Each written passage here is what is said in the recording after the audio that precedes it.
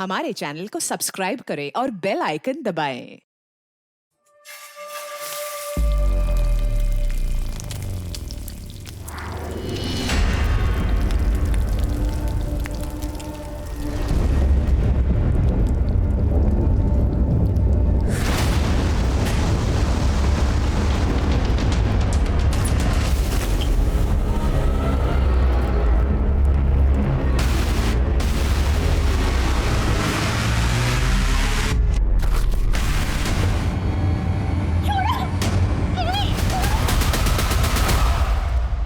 नमस्कार, मैं Ashutosh Rana crime petrol के इस नए अध्याय में आप सभी का हार्दिक स्वागत करता हूं। लोग कहते हैं कि आज के आधुनिक युग में हम मशीनों के गुलाम बन चुके हैं, लेकिन क्या आपने कभी सोचा है कि दुनिया की सबसे जटिल मशीन कौन सी है? वो है इंसानी दिमाग। हमारे दिमाग में इतनी शक्ति होती है कि वो जटिल से जटिल और सूक्ष्म से सूक्ष्म काम कर सकता है। आज हमें धरती के गर्भ से लेकर अंतरिक्ष की ऊंचाइयों तक सब पता है, और यह सब संभव हुआ हमारे इंसानी दिमाग की शक्ति के कारण। लेकिन जहां एक तरफ कुछ महान सकारात्मक लोगों का दिमाग हमारी दुनिया को खूबसूरत बना रहा है, वहीं दूसरी तरफ कुछ ऐसे कुंठाग्रस्त लोग भी हैं जो इसे नरक से भी बदतर बनाने पर तुले हुए हैं। हमारे समाज में अपराध और अपराधियों की संख्या में दिन दूनी रात चौगुनी बढ़ोतरी होना इस बात का सबूत है। तो आखिर वो कौन सी चीज है जो एक अच्छे खासे इंसान को शातिर अपराधी बनाती है? आइए समझते हैं आज के क्राइम पेट्रोल के इस केस में। जिंदगी और मौत के बीच बस कुछ ही यादगार दिन होते हैं, कुछ बहुत अच्छे और कुछ बहुत खौफनाक, लेकिन मेरे लिए सारे दिन एक जैसे हैं। सुनो ना, आज ऑफिस से जल्दी आ जाना, मार्केट जाना था नई क्रॉकरीज खरीदने। अच्छी भली तो है क्रॉकरीज, क्या प्रॉब्लम है? 1000 बार बोल चुकी हूँ, ये क्रॉकरीज बेकार हो चुकी है, पुरानी हो चुकी है। समझ में नहीं आता क्या तुम्हें?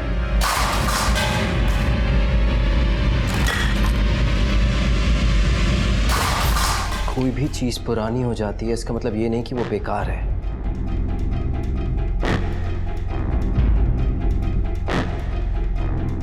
अब ये बेकार है।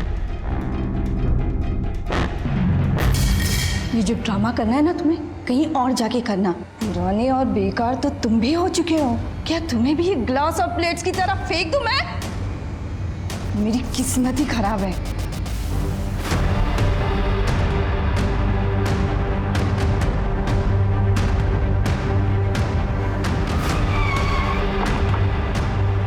मेरा एक बहुत ही साधारण आम दिन था वो। सर आजकल है ना, कोई भी विंडो शॉपिंग में जाके अपने जूते नहीं घिसता, जस्ट क्लिक और घर बैठे शॉपिंग हो जाती है। सर ऑनलाइन मार्केटिंग में ही सबसे ज्यादा प्रॉफिट है। हमसे बेहतर लेदर आपको मार्केट में कहीं और नहीं मिलेगा। और सर हमारे ये जो इंडियन ट्रेडिशनल डिजाइन है ना, इसकी इंटरनेशनल मार्केट में बहुत सारी डिमांड है। और सर ये बिजनेस प्रपोजल मेरी बेटी ने बनाई है, देखिए सर एक बार। मेरी बेटी बहुत ही होनहार, मेहनती और इंटेलिजेंट है, बस थोड़ा फाइनेंस चाहिए आपसे।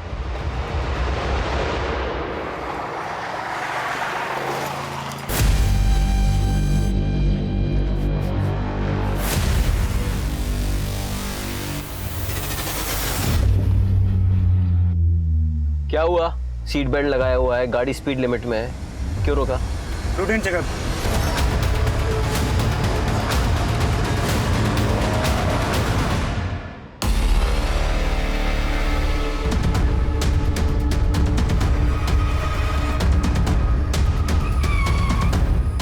सर, कंट्रोल रूम में एक आदमी का फोन आया, उसी ने इन्फॉर्म किया।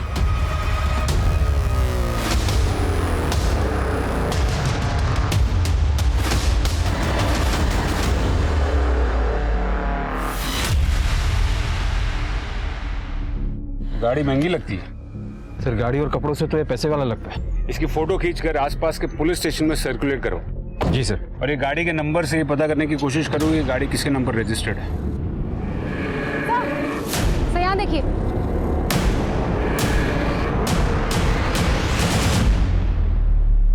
इतनी सारी लेडीज पर्स।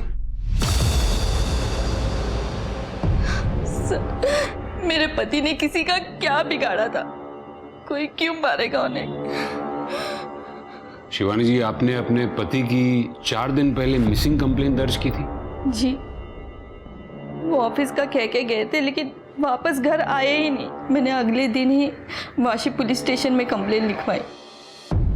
आपके पति का किसी के साथ कोई झगड़ा?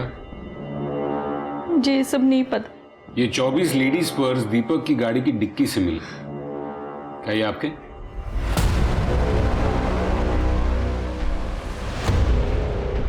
नहीं, ये पर्स मेरे नहीं है। एक बात बताइए, वो हमेशा ही अपनी गाड़ी ड्राइव करते थे या फिर कोई ड्राइवर रखा था? जी, हमारा एक ड्राइवर है प्रमोद, लेकिन पिछले 1 महीने से वो काम पे नहीं आ रहा है क्योंकि वो बीमार है। ठीक है, आप लोग जा सकते हैं।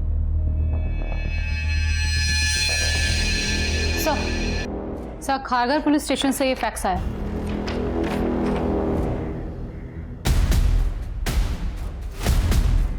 ये तो दीपक का स्केच है, बस खाली मूंछों का फर्क है। आखिर ये चक्कर क्या है? कोई ना कोई राज हर किसी की जिंदगी से जुड़ा होता है, लेकिन वो राज जो किसी की मौत से जुड़े होते हैं उन्हें सुलझा पाना आसान नहीं होता। एक पुलिस स्टेशन में पुलिस दीपक के कातिल की तलाश कर रही थी, तो वहीं दूसरे पुलिस स्टेशन की पुलिस दीपक को तलाश कर रही थी, और जो इल्जाम दीपक पर लगे थे उन पर यकीन कर पाना बहुत मुश्किल था। अभी तो सिर्फ शुरुआत थी, अभी तो ये पता ही नहीं था कि और कौन कौन से राज सामने आने बाकी हैं। क्या दीदी, अभी तक नाश्ता रेडी नहीं किया? कब से भूख लग रही है मुझे, जल्दी देना। अभी नाश्ता बनने में टाइम है, अभी यही खा ले। और ये क्या है? हाँ, कितनी बार बोला ये बाल छोटे करा ले, जाके कोई अच्छी सी हेयर कटिंग करा ले, वरना कोई लड़की शादी नहीं करेगी तुझसे। दीदी तुझे कुछ पता है नहीं, ओल्ड फैशन हो गई है आजकल ना, लड़कियों को ऐसे ये बड़े बाल ही पसंद है। मान लूंगी, जिस दिन अपनी नजर से देख लूंगी ना उस दिन मानूंगी। लेकिन हाँ दीदी, दिखा दूंगा। पहले तेरे पति का बिजनेस तो देख लूं, समझ लूं, उसके बाद इससे भी मिलवा दूंगा। अच्छा सुन, तेरे जीजा जी को ना सर पे ताता तैयार करने की आदत है। तुझे बिल्कुल भी उनसे डरने की या दबने की जरूरत नहीं है। और तू अगर इस फैमिली बिजनेस में आया है ना, तो अपनी काबिलियत की वजह से। कोई एहसान वहसान नहीं किया तेरे जीजा जी ने तुझ पे, समझा? दीदी तू और तेरा पति ना दोनों बैंग ऑपोजिट है। तू कहती है कि एहसान मत मानना, और तेरा पति है कि हर वक्त जताता रहता है कि वो मुझ पे एहसान कर रहा है। देख ले दीदी, अगर ऐसे ही चला तो मैं चला जाऊंगा, मैं नहीं रहूंगा तेरे घर में।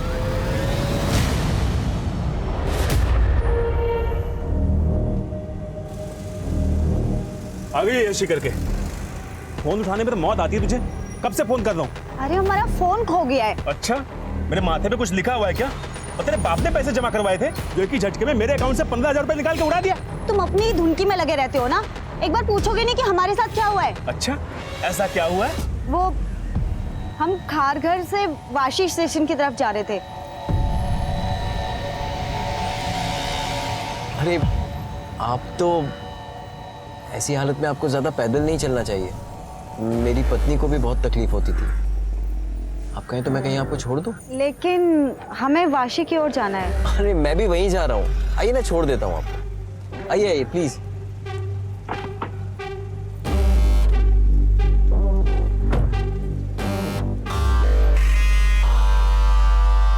तुम्हारे जैसी खूबसूरत लड़की को इतनी तकलीफ नहीं उठानी चाहिए। अरे हम तो भूल ही गए, हमें ना पैसे निकालने हैं। क्या आप एटीएम के पास कार रोक देंगे? हाँ बिल्कुल, क्यों नहीं। अरे आप क्यों तकलीफ कर रही हैं, मैं निकाल कर ले आता हूँ, अगर आपको मुझ पर भरोसा है तो। ऐसी बात नहीं है, आप बहुत ही अच्छे नेक इंसान हैं। 500 रुपये निकालना है। जी, और पिन? 2211। तूने कार्ड और पिन उस आदमी को दे दिए और उसने निकाले अकाउंट से पैसे। अल्लाह कसम यही हुआ था, वो उसने कोई जादू टोना सा कर दिया था कि मैं उसकी बातों में आ गई। इतना झूठ बोलती रही औरत। हम सच कह रहे हैं, वो किसी बड़ी महंगी गाड़ी में आया था, दिखने में भी शरीफ दिख रहा था, और पैसे की खुशबू तो मानो उसके बदन से आ रही थी। अब ऐसे आदमी पे किसको भरोसा नहीं होगा? शिंदे, समझ में नहीं आ रहा है, ये दीपक करमरकर इतनी बड़ी फाइनेंस कंपनी का मालिक है, लेकिन खारघर पुलिस स्टेशन के मुताबिक दीपक करमरकर ने किसी रेशमा करवे का एटीएम लेकर उसके अकाउंट से पैसे चुराए। चक्कर क्या है? सर रेशमा का पति। क्या नाम है तेरा? गणेश। गणेश, हमको ना तेरी बीवी से बात करनी। कहाँ है वो? वो तो भाग गई। भाग गई? कहाँ भाग गई? अरे हम पर क्यों बरस रहे हो? भरोसा नहीं है तो पुलिस से जाकर पूछो। हाँ हाँ, पुलिस के पास भी जाऊंगा, कचहरी भी जाऊंगा, तलाक के लिए। तलाक? इतनी सी बात के लिए? तेरा झूठ सुन सुन के थक गया हूँ। या तो तू मेरे 15,000 रुपए दे या फिर तलाक दे दे। साहब मुझे लगा एक दिन में अकल ठिकाने आ जाएगी, लेकिन वो तो गायब ही हो गई। तब मुझे लगता है ना वो उसी गाड़ी वाले के साथ भाग गई। सच बोल रहा है? सर मैं झूठ नहीं बोलता, झूठ बोले तो मेरी गली में कुत्ता काट खाए मुझे। तेरी गली का कुत्ता काटे ना काटे, तू झूठ बोलेगा ना तो हम जरूर काटेंगे। फिलहाल ये शहर छोड़कर जाना नहीं, समझा ना? और तेरी बीवी रेशमा आई ना तो उसे यहाँ लेकर आना, हमें उससे बात करनी है। चल रिवर्स गियर डाल और निकल इधर से। सर आपको क्या लगता है ये सच बोल रहा है? सुनिए, सच झूठ का तो पता नहीं है, लेकिन इस गणेश से डायरेक्टली या इनडायरेक्टली दो लोग जुड़ते हैं। एक दीपक जो मर चुका है और एक इसकी बीवी रेशमा जो भाग चुकी है। इस पर नजर रखो और रेशमा को कहीं से भी ढूंढ के निकालो। और ये दीपक की गाड़ी को और मोबाइल के जीपीएस सिस्टम को ट्रैक करो और वो जहां जहां गया था वो एरियाज के सीसीटीवी कैमरा को खंगालो। जी सर। सर दीपक के ऑफिस से पता चला है कि दीपक की कुछ दिनों पहले एक पर्स मैन्युफैक्चरर के साथ बहुत गर्मा गर्मी हो गई थी। कौन है ये लोग? I am sure mister Jayant कि आपकी बेटी काफ़ी इंटेलिजेंट है, लेकिन मैं आपकी कंपनी को फाइनेंस नहीं कर पाऊंगा। क्यों? क्योंकि आज वर्ल्ड में ज़्यादातर लोग एनिमल क्रुएल्टी के अगेंस्ट हैं, जीव हत्या के खिलाफ। ऐसे में किसी प्योर लेदर के बिजनेस में इन्वेस्ट करके मैं कोई रिस्क नहीं ले सकता। ऐसे बकवास प्रपोजल में मुझे कोई इंटरेस्ट नहीं है। बहुत बड़ी गलती कर रहे हैं आप मिस्टर दीपक। आप लोग जा सकते हैं। हम लोग यहाँ बिजनेस प्रपोजल लेके आए थे, भीख मांगने नहीं, जो इतना आखड़ दिखा रहे हैं आप। पैसा होना तो अकड़ा ही जाती है। सिक्योरिटी! मिस्टर दीपक याद रखूंगा इस बेइज्जती को। आपकी बेटी के बिजनेस आइडिया को दीपक ने फाइनेंस नहीं किया था ना? जाहिर है एक बाप को गुस्सा तो आया होगा। आया था सर, लेकिन सर एक बिजनेसमैन अपना बदला बिजनेस में आगे बढ़कर लेता है, किसी का खून करके नहीं। तो आपकी फैक्ट्री से निकले लेडीज पर्स दीपक की गाड़ी में क्या कर रहे थे? सर आप कहना क्या चाहते हैं? मैंने सारे पर्स दीपक के कार के डिक्की में रखे, फिर उसका मर्डर किया। क्या कह रहे हैं सर आप? सर इनफैक्ट ये बैग्स हमारे कंपनी की है ही नहीं। इसकी डिजाइन्स देखिए कितनी लोकल है। ये ना आपको सड़क पे आराम से मिल जाएगी। कंगना ऐश्वर्या आलिया की पसंद, ले लो 300 रुपए 300 रुपए 300 मैम 300 फिक्स प्राइस है, नो बार्गेनिंग। और ये? हाँ ये भी 300 है ना, बार्गेनिंग नहीं है मैम। अरे कल ही खरीदा मम्मी ने, प्रियंका ने अपनी शादी में पहना था ना, बिल्कुल वैसा ही है, एकदम चटक लाल, ऊपर से गोल्डन वर्क है, सिल्वर भी। तू देखना, पहनूंगी ना तो प्रियंका से भी ज्यादा सुंदर लगूंगी। तू आ रही है ना? ये तो दीपक की स्केच है, लेकिन ये मूंछ है। मैंने तो इतने सालों में उन्हें कभी मूंछों के साथ नहीं देखा। देखिए मैडम, नकली मूछें लगाना बहुत आम बात होती है। मैं कुछ समझी नहीं, बात क्या है? ये कैसी बातें कर रहे हैं आप? मेरे पति बिल्कुल ऐसे नहीं थे। अरे उनका मर्डर केस सॉल्व करने के बजाय आप लोग उस पर घिनौना आरोप लगा रहे हैं। ये एफआईआर रिपोर्ट 1 महीने पहले दर्ज की गई थी। देखिए शिवानी जी, हर इंसान के अलग अलग रूप होते हैं। क्या आपके पति दीपक की जिंदगी का ऐसा कोई पहलू था जो शायद छुपा कर रखते हो? मुझे नहीं लगता। अरे आप लोग यहाँ क्या कर रहे हैं? मैंने मना किया था ना कमरे से बाहर निकलने के लिए। चलिए अंदर जाइए, अंदर जाइए।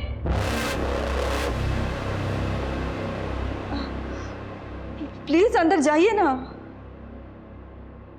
ये आपका ड्राइवर प्रमोद, ये कितने साल से काम कर रहा था? बहुत साल हो गए उसे। रोहन जब छोटा था तब से है वो। दीपक ने उसे मेरे और रोहन के लिए ही रखा था। अपनी गाड़ी वो खुद ही ड्राइव करते थे। शिवानी जी, दीपक के कॉल रिकॉर्ड से हमें ये पता चला है कि आखिरी बार बात उनकी आपके साथ हुई थी। कोई खास बात? नहीं, मैं तो बस उन्हें यही पूछ रही थी कि वो कब तक घर लौटेंगे, और उन्होंने कहा 1 घंटे में। शिवानी बस रोज रोज एक ही सवाल। अरे जो बनाओगे खा लूंगा, हाँ पहुंच रहा हूँ 1 घंटे में। हाँ हाँ ऑफिस में ही हूँ, आ रहा हूँ ना, रखो अभी।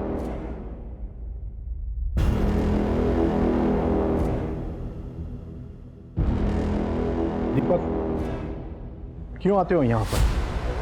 मेरी साफ सुथरी बातें तुम्हें समझ नहीं आती? इस दुनिया में साफ सुथरी बात कोई होती ही नहीं है।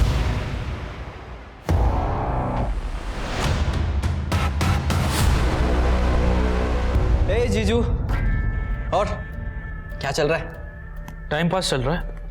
तू बता, कैसा लगा रिसोर्ट? सच कहूं, मजा नहीं आ रहा है, एकदम बोरिंग है। अच्छा, और बोरिंग क्यों लग रहा है तुझे? जीजू, जहां इतनी मनुसियत हो वहां बिजनेस कैसे बढ़ेगा? अभी देखो, ये क्या टांगा हुआ है आपने? ये देखो, ये क्या टांगा हुआ? क्या कर रहा है तू? 1 मिनट, ये अरे बताता हूँ क्या कर रहा हूँ, बताता हूँ क्या कर रहा हूँ। जीजू, आजकल वर्ल्ड में ब्रांडिंग सब कुछ है, जो दिखता है वो बिकता है। आप यहां ना अपनी एक बड़ी सी पिक्चर टांगो किसी सेलिब्रिटी के साथ, एकदम स्टाइलिश। तेरे दिमाग का पुर्जा हिल गया है? क्या कर रहा है ये? याद रख, तेरी बहन की वजह से तेरा पागलपन झेल रहा हूं मैं, समझा तू? और मेरी बड़ी वाली फोटो लगा के क्या होगा? क्या होगा? आप एक बार करके तो देखो, फिर देखो बिजनेस कहां से कहां जाता है। बिजनेस जहां जाना है वहां जाएगा। पहले ये फ्रेम्स तू वापस जगह पे लगा। जीजू, मैं ना एक फोटोग्राफर लेके आता हूँ, पिक्चर तो आपकी लगाऊंगा मैं। रेडी रहना। सर, हमने दीपक के ऑफिस के सारे पेपर्स और बाकी के रिकॉर्ड्स भी चेक किए, पर ऐसा कोई भी एविडेंस नहीं मिला जिससे कि साबित हो सके कि वो पर्स स्मगल किए गए। सर, दीपक के कांटेक्ट में किसी सस्पिशियस पर्सन का नाम भी नहीं। उसका ड्राइवर प्रमोद, उसके बारे में कुछ पता चला? हाँ सर, हम उसके गांव गए थे, उसकी डेथ हो चुकी है सर। व्हाट? हाँ सर, एक बीमारी के चलते काफी पहले उसकी डेथ हो चुकी है। वैसे सर, क्राइम स्पॉट के आसपास की सीसीटीवी फुटेज मैंने मंगवाई है, पर ट्रैफिक डिपार्टमेंट की तरफ से थोड़ा टाइम लग रहा है। ठीक है, मैं कमिश्नर के ऑफिस से फोन करवाता हूँ। सर एक अच्छी खबर है। सर, हमें दीपक की कार में से जो बैग्स मिले थे उनमें से 2 के बोनाफाइड सीरियल नंबर से पता चला है कि वो क्रेडिट कार्ड से खरीदे गए थे, अनीता कश्यप और श्रेया खट्टर के नाम से। उन दोनों से पूछताछ करो और उनसे पता करो कि उनके पर्स दीपक की गाड़ी में क्या कर रहे थे।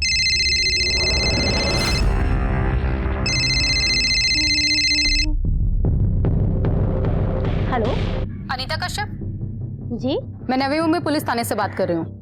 मुझे आपसे एक बैग के सिलसिले में बात करनी थी, जो आपने पूना से खरीदा था और अब शायद आपसे खो गया। आई एम सॉरी, मुझे नहीं पता आप किस बारे में बात कर रहे हैं। मेरा कोई पर्स नहीं खोया है। ठीक है, जरूरत पड़ी तो आपको दोबारा कॉल करूंगी। जी।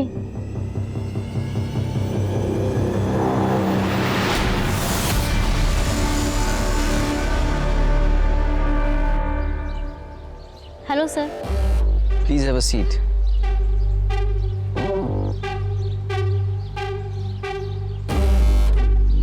सीवी लाई हो?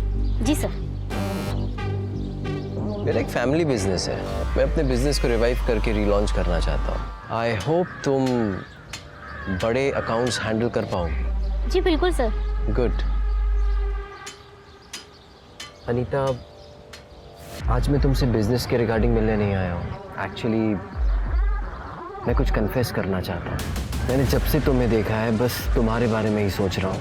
मैं तुम्हें और अच्छे से समझना चाहता हूँ, जानना चाहता हूँ, एक अच्छे दोस्त की तरह। हम कुछ भी गलत नहीं कर रहे हैं अनीता। कुदरत ने मर्द और औरत को बनाया ही ऐसे, जानवर की तरह। क्या कर रहे हो? छोड़ो, मेरे हाथ छोड़ो मेरे। अनीता, अनीता बेटा नीचे आ जाओ, लड़के वाले आ गए हैं।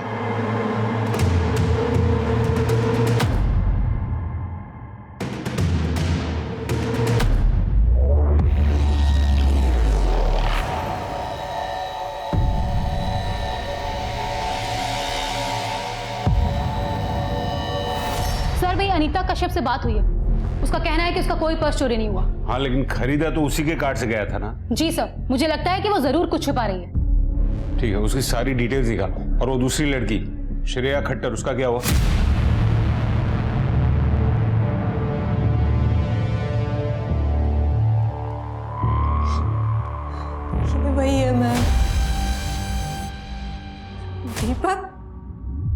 सर उसने तो मुझे अपना नाम केशु बताया था।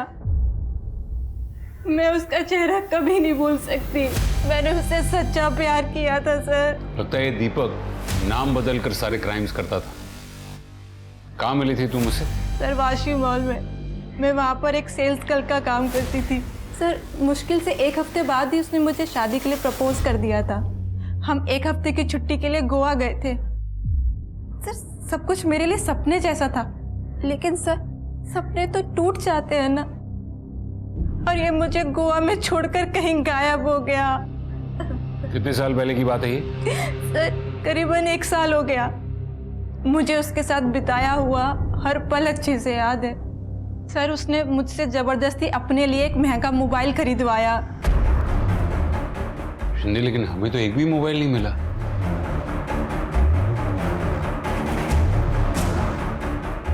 अरे क्या कर दिया आप? अरे वहाँ पे कुछ नहीं है मैडम, आप क्या ढूंढ रही है मुझे बताइए ना। देखिए वहाँ मत जाइए, वहाँ कुछ नहीं है। मैम रुकिए, आप अंदर नहीं जा सकती। मैम ये क्या कर रही है मैम, आप मुझे बताइए ना, आप क्या ढूंढ रही है? मैडम ये आप क्या कर रही है? रुक जाइए, मुझे बताइए तो आप क्या ढूंढ रही है मैडम? सर पूरा ऑफिस को आपने छान मारा। अब बॉस के केबिन में सर आप लोग क्या कर रहे हैं? चुपचाप खड़े रहिए आप, अच्छे से चेक करना वहां पर। क्या ढूंढ रही है मैडम? अरे रुक जाइए ना मैम। हाँ सर ये सब फोन उसी के हैं। और हाँ सर ये फोन मैंने खरीदा था केशु के लिए, अपने केशु के लिए। बकवास करिए सर, सरासर बकवास करिए। ये कह रही है कि मेरे पति ने इसे 1 हफ्ते तक गोवा में यूज किया।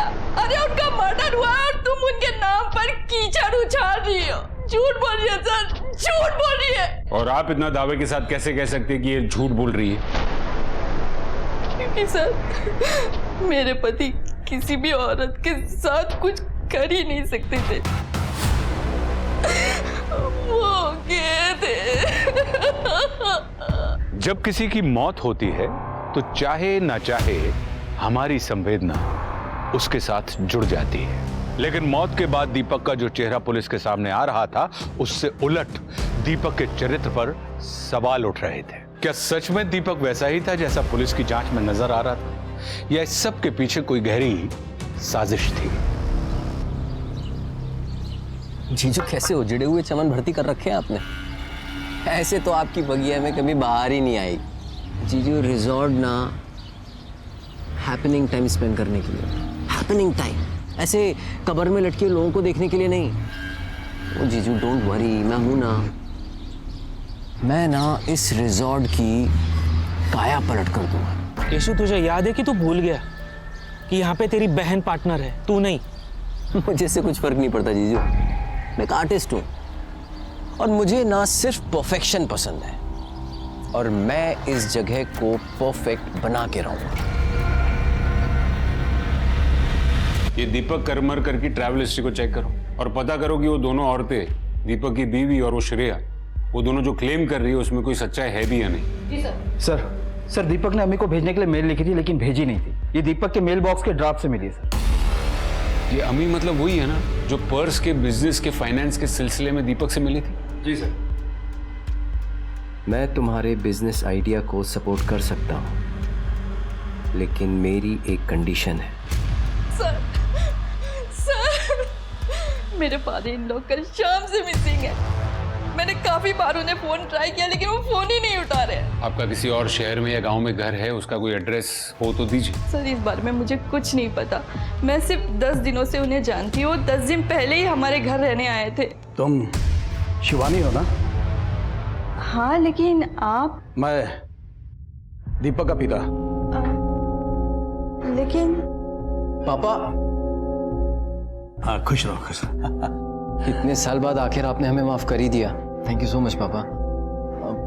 अरे तुम देख क्या रही हो, पैर छुओ। अरे रोहन बेटा जल्दी आओ, जल्दी जल्दी। कम कम कम कम। ये देखो दादू आए, नमस्ते करो। नमस्ते। नमस्ते नमस्ते बेटा, नमस्ते। इसका मतलब है आपकी और दीपक की शादी दीपक के पेरेंट्स की मर्जी के खिलाफ हुई थी? जी सर, मैं दीपक से उम्र में बड़ी थी ज़्यादा पढ़ी लिखी नहीं थी, इसीलिए शायद वो मुझे पसंद ही नहीं करते थे। और इतने साल के बाद वो अचानक से घर आ गए? हाँ सर, 8 साल बाद। और आपका कहना है कि आपको शादी से पहले ही पता था कि दीपक को औरतों में इंटरेस्ट नहीं है, और फिर भी आपने शादी की?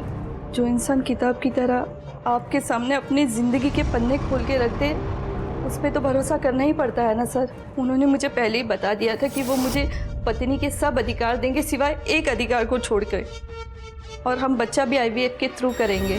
मुझे एक बात बताइए, दीपक की मौत में और आपके ससुर के मिसिंग होने में आपको कोई कनेक्शन लग रहा है? मुझे कुछ नहीं पता सर। लेकिन हमने पता किया, श्रेया झूठ नहीं बोल रही थी। श्रेया ने केशु के बॉडी पर एक बर्थ मार्क के बारे में बताया था, जो वाकई में दीपक की बॉडी पर था। इनफैक्ट श्रेया के पहले रेशमा ने भी दीपक के बारे में कंप्लेन दर्ज की थी, और अब रेशमा भी मिसिंग। जब आपको लगता है कि दीपक इतने सालों तक मुझसे झूठ बोल रहा था, वो धोखेबाज है, वो एक पर्वर्ट है, और समाज में अपना परिवार दिखाने के लिए मुझसे उसने शादी की, तो ये भी बता दीजिए ना कि उसके पिता कहाँ है।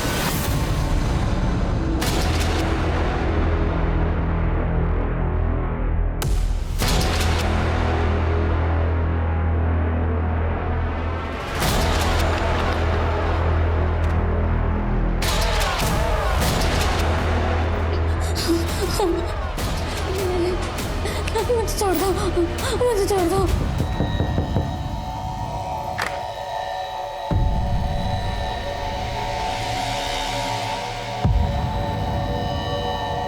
ये चोट कैसे लगी?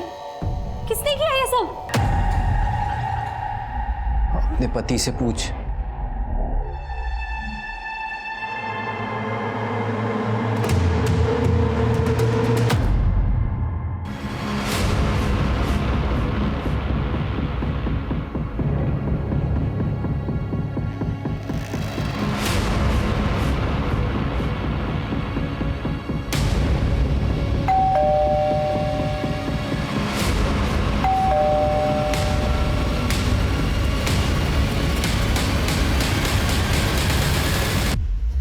जी मैं शिव करमरकर को ढूंढ रहा हूँ।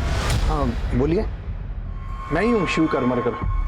क्या दीपक करमरकर के पिता आप हैं? जी हाँ, दीपक का पिता मैं ही हूँ।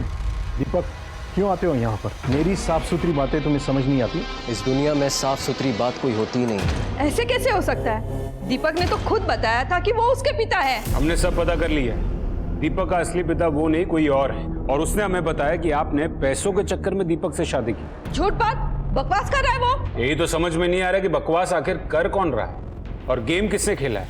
आपने, दीपक के नकली पिता ने, या फिर दीपक अपने ही किसी गेम का शिकार बन गया? और इन सब सवालों के जवाब देने के लिए आपको हमारा मेहमान बनना होगा। मैडम मैंने कुछ नहीं किया, छोड़ दीजिए मुझे।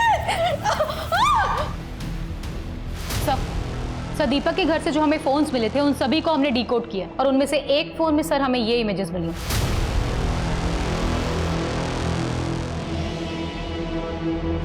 अवनी, इन सारे इमेजेस के सोर्सेज निकालने होंगे। जी सर, ट्रैफिक डिपार्टमेंट की तरफ से CCTV फुटेज आई।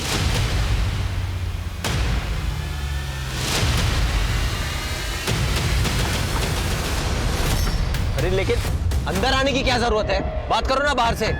उतरो, गाड़ी से उतरो। सर, ट्रैफिक डिपार्टमेंट ने अश्योर किया है कि वो इंटरनल इन्वेस्टिगेशन करके हमें इन्फॉर्म करेंगे कि दोनों आदमी उनके हैं या नहीं, पर अभी तक कुछ पता नहीं चला है। एक काम करो, अपने सारे खबरियों को अलर्ट कर दो।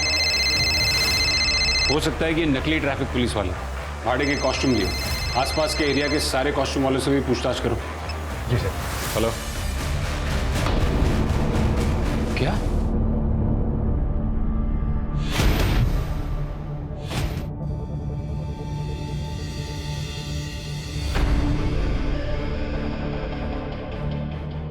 आपने कब देखा इसको? सर करीब 2 घंटे पहले, जब मैं यहाँ आई तब वो ऐसे ही थी। इसे हॉस्पिटल ले जाना होगा शांति, एम्बुलेंस बुलाओ। जी सर। सब मेरी ही गलती है। आपकी गलती? मैं कुछ समझा नहीं। सर, एक और लड़की 3 दिन पहले गायब हुई थी।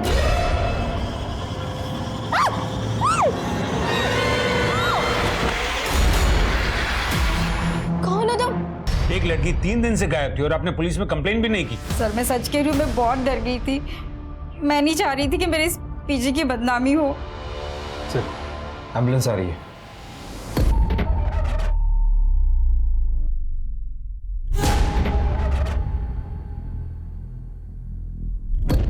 सर मेरी फैमिली को इसके बारे में कुछ भी पता नहीं चलना चाहिए सर। अगर उन्हें पता चल जाएगा तो वो मेरी पढ़ाई लिखाई सब बंद करवा देंगे। तुमने उस बंदे की शक्ल देखी थी? नहीं सर, उसने मास्क पहना हुआ था। आज की सबसे बड़ी खबर, एक बहुत बड़ी फाइनेंस कंपनी के मालिक दीपक करमरकर की कुछ दिन पहले हत्या कर दी गई थी, लेकिन असल जिंदगी में वो विक्टिम नहीं, एक क्रिमिनल थे। इसी के साथ आपको बता देते हैं कि एक और बड़ी खबर आई है नवी मुंबई से 2 लड़कियों के रेप होने की। आखिर मुंबई जैसे शहर में डबल रेप, कहाँ गया प्रशासन जिन्होंने ये दावा किया था कि लड़कियां मुंबई में सुरक्षित हैं? आइए जानते हैं कि अपोजिशन पार्टी का इस सर एक और लड़की की रिपोर्ट आई है जिसे मार्केट एरिया में टारगेट किया गया। मॉडस ऑपरेंडी यहाँ की क्राइम से मिलती जुलती है। पहले लड़की को प्यार में फंसाया, फिर होटल में ले जाकर भूख ली। लड़की का कहना है कि लड़का क्लीन शेवन था और उसने कैप पहन रखा था। लेकिन सर इस बार ये कांड नवी मुंबई में नहीं, बैंगलोर में हुआ है। बैंगलोर में? हाँ सर, हो सकता है कोई कॉपी कैट हो। वहां की कोई सीसीटीवी फुटेज मिली? हाँ सर मिली है, पर क्लियर नहीं है।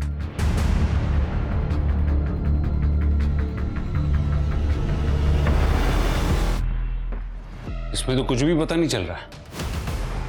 अवनी, नवी मुंबई के पीजी से जो लड़की गायब हुई थी रोहिणी, उसके बारे में कुछ पता चला? सर उसका मोबाइल पीजी में ही बंद हो गया था और उसके सोशल मीडिया प्रोफाइल में भी कुछ सस्पिशियस नहीं दिखाई दे रहा। एक बंदा पीजी में घुसता है, एक लड़की को उठाकर चला जाता है और किसी को कुछ पता नहीं चलता। पुलिस समझ नहीं पा रही कि अगर दीपक को मर्द पसंद थे तो उसने औरतों और लड़कियों के साथ क्यों किया? सवाल कई थे, लेकिन इनके जवाब अब वही लोग दे सकते थे जिन्होंने दीपक को फंसाया था। पुलिस ने अपनी छानबीन तेज कर दी थी। हर जगह उसकी नजरें थी, मार्केट, होटल्स, मॉल, खास तौर से नवी मुंबई इलाके में। और 1 महीने के बाद उन्हें आशा की एक किरण दिखाई दी। ये देखिए,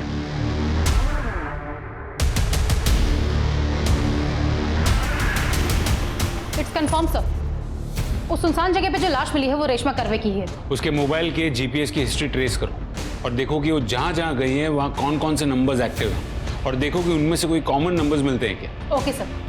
और एक बात है सर, दीपक की मौत के 1 दिन पहले ट्रैफिक पुलिस की फुल कॉस्ट्यूम रेंट पर ली गई थी। हम ट्रेस कर रहे हैं सर, और दीपक के नकली बाप को ढूंढने के लिए खबरियों को भी काम पर लगा दिया है।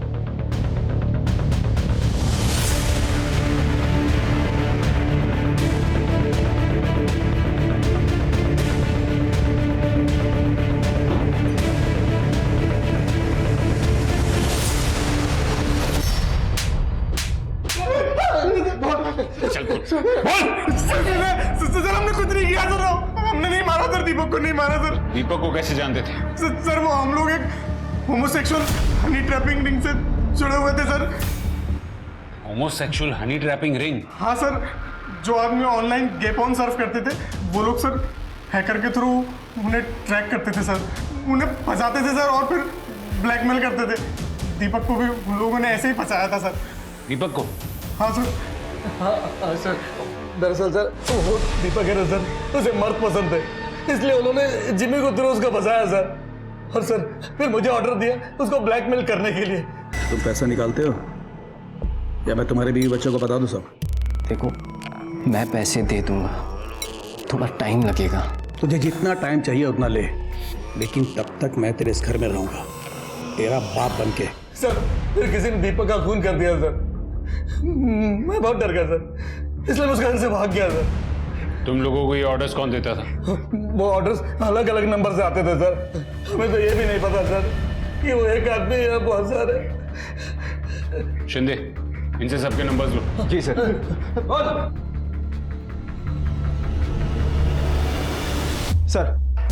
सर जिम्मी और उसके साथी ने हमें 18 नंबर्स दिए हैं। इसमें से बहुत से नंबर इंटरनेशनल्स हैं जो कि वीपीएन के थ्रू कनेक्ट होते हैं। कुछ नंबर बंद हैं, लेकिन कुछ नंबर सर उस एरिया में भी एक्टिव थे जहां से हमें रेशमा की बॉडी मिली। शिंदे, ये 2 नंबर्स देखो, ये दोनों नंबर्स दीपक और रेशमा दोनों के केस को कनेक्ट कर रहे हो ऐसा मुझे लग रहा है। हो सकता है कि इन्हीं 2 नंबर्स से दीपक को ब्लैकमेलिंग के कॉल्स आते होंगे और यही 2 नंबर्स जहां से रेशमा की बॉडी मिली वहां पर एक्टिव है। सर एक बात समझ में नहीं आ रही है, ये ब्लैकमेलर्स आदमी को शिकार बनाकर उनसे लाखों रुपए ऐंठते थे, तो सर सिर्फ 15,000 रुपयों के लिए एक प्रेग्नेंट औरत को किडनैप करके क्यों मारेंगे? सर हो सकता है कि इस केस से और किडनैपिंग के मामले जुड़े हों और ये दीपक उसी ग्रुप का कोई हिस्सा हो। शिंदे, जितने नंबर्स बंद आ रहे उसके बारे में भी जितना पता कर सको वो करो। और वो अनीता जिसने क्रेडिट कार्ड चोरी होने की 1 महीने बाद कंप्लेन की, उससे तो घुमा फिरा कर पूछो। मुझे डाउट है कि वो कुछ ना कुछ जरूर छुपा रही है। और वो श्रेया जिसने अपनी पहली कंप्लेन में ये कहा था कि दीपक ने नाम बदल कर उसे फंसाया था, इन दोनों से बराबर पूछताछ करो, जरूर कुछ ना कुछ मिलेगा।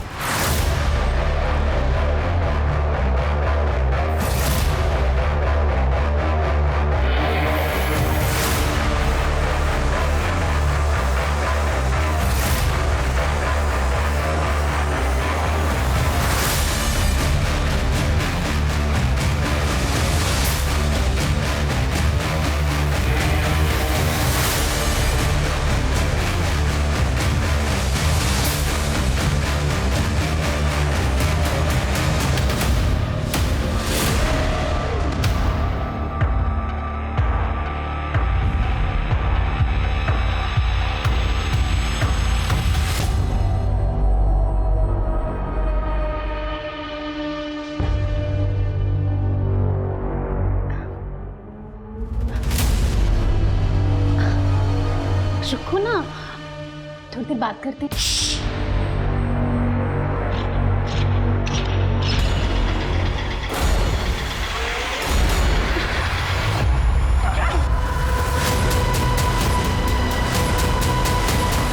सर, मैं अपनी बात से कभी नहीं मुकरी। मैं आज भी आपसे ये बात कहती हूँ कि उसने मुझे धोखा दिया है और मैंने उससे सच्चा प्यार किया था। करती हूँ और करती रहूँगी। मैं उसके लिए कुछ भी कर सकती हूँ और इसी सच्चे प्यार के लिए जो उसने मुझसे कहा, मैंने वो सब किया सर।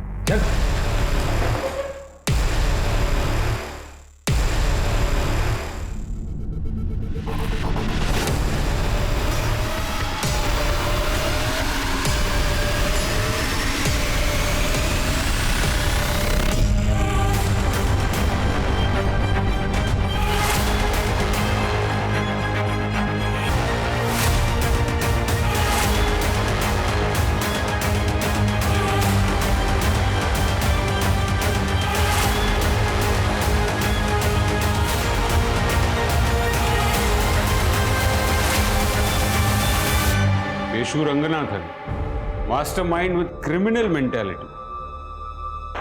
तुम्हें देखकर मुझे अफसोस होता है। एक जीनियस स्टूडेंट रह चुका है, MBA किया और कॉलेज से हैकिंग शुरू कर दी, और अपनी सबसे बड़ी गेम खेली तूने अपने हमशक्ल दीपक करमरकर को मारकर।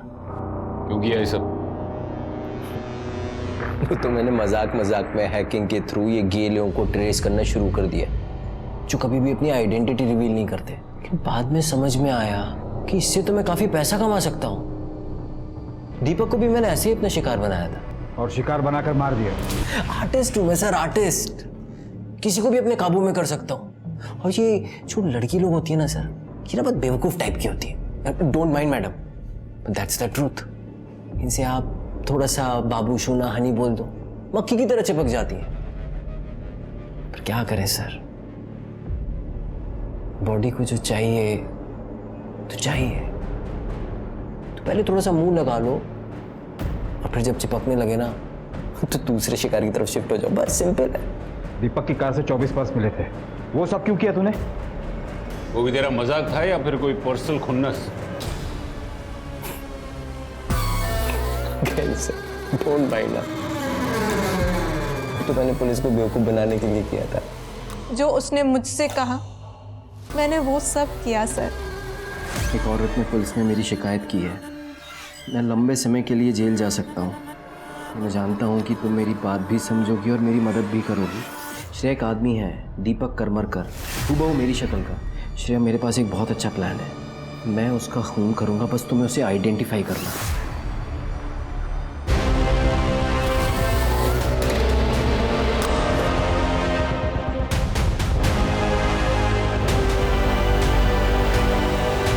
आप लोग ना मुझे कभी पकड़ नहीं पाते।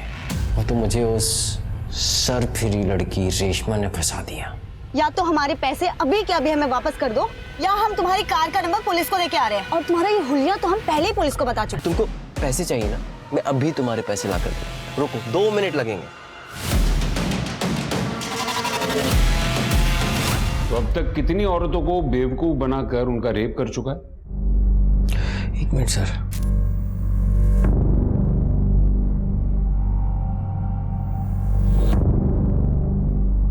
सर एग्जैक्टली नहीं बता पाऊंगा, यही कुछ 50-60 होंगी। मानना पड़ेगा, प्लान एकदम परफेक्ट था तेरा। तूने बड़ी आसानी से पुलिस के सामने यह साबित कर दिया कि सारे क्राइम दीपक करमरकर ने ही किए थे। लेकिन तू तो पुलिस रिकॉर्ड से काफी दूर था। रुक, बैंगलोर वाला कांड? सर आप कभी बैंगलोर गए? सर बहुत ही सुंदर जगह है। तो बस मार्केट में एक लड़की को देखा और उसके पीछे पीछे चला गया बस। रोहिणी कहाँ है?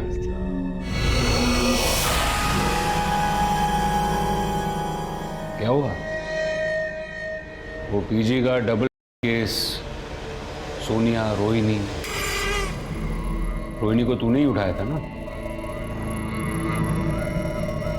कहाँ है रोहिणी?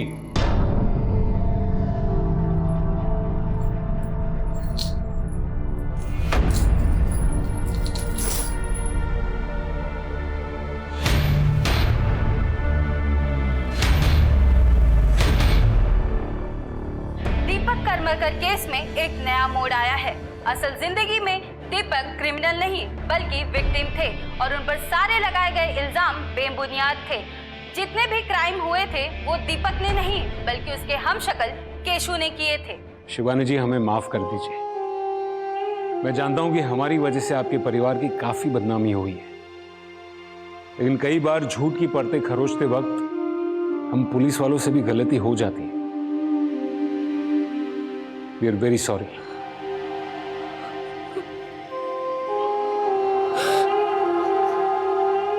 किसी ने नहीं सोचा था कि दीपक के केस का अंत ऐसे होगा। दीपक काल का शिकार सिर्फ इसलिए बना क्योंकि उसका चेहरा केशु से मिलता था। यह बात डरने के लिए काफी है कि कोई अपनी जिंदगी के सुख दुख का लेखा जोखा संभाल रहा है और उसे सिर्फ इसलिए मार दिया जाता है कि उसकी पहचान किसी और के काम आ सकती है। केशु जैसे अपराधी को इस समाज में रहने का हक नहीं है, लेकिन यह सच है कि उसके जैसे ना जाने कितने अपराधी हमारे समाज में हमारे बीच रहते हैं, मासूमों को अपना शिकार बनाते हैं और किसी को कुछ पता नहीं चलता। हमारी और हमारे अपनों की खुशनुमा सुरक्षित जिंदगी की जिम्मेदारी हमारी है, लेकिन इसके लिए हर वक्त हमें सचेत और सतर्क रहना चाहिए। अब मैं आशुतोष राणा विदा लेता हूं आपसे। हम फिर मिलेंगे एक ऐसी ही कहानी के साथ जो आपको रखेगी सतर्क और जिंदगी को सुरक्षित। तब तक अपना और अपने परिवार का ख्याल रखिए और देखते रहिए क्राइम पेट्रोल सतर्क। जय हिंद। For more updates, subscribe to our channel, click the show links and enjoy watching the videos.